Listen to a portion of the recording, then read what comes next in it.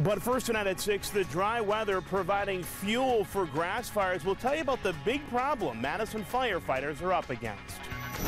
We've seen at least one grass fire in Madison today, 4 yesterday, and nearly 20 since last Monday. Good evening. I'm Sarah Carlson. And I'm Eric Franke. Madison firefighters putting out a plea to stop outdoor burning of any kind, especially discarded cigarettes. News 3's Marc Lovicott has been following the story today. He has more.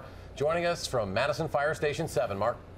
Yeah, Eric and Sarah, the big problem that we're seeing here is that these smaller fires that have been happening over the last week or so could turn into something much, much worse. This grass, just an example of how dry and bad it is. It's almost like a super fuel, and it takes just a few seconds for something to get completely out of control.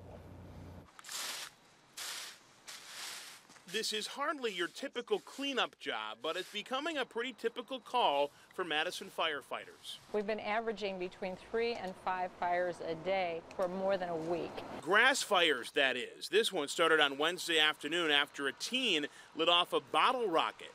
One firework charred a good portion of Arbor Hills Park on Madison's southwest side.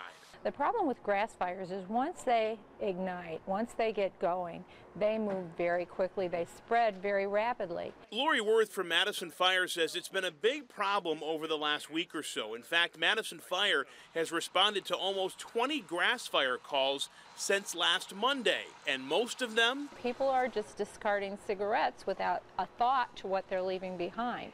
But I don't think they understand the consequences. I don't think they understand the scope of the problem, and I don't think they understand how volatile grass fires can be. A simple cigarette flick started a grass fire earlier in the week inside this roundabout. The concrete curb thankfully stopped it from spreading. But in other cases, like at Arbor Hills Park, there's a huge chance of a major spread. Madison Fire says folks need to start realizing how dangerous conditions are. For some reason, no matter how much we tell them, they don't seem to understand how dry it is.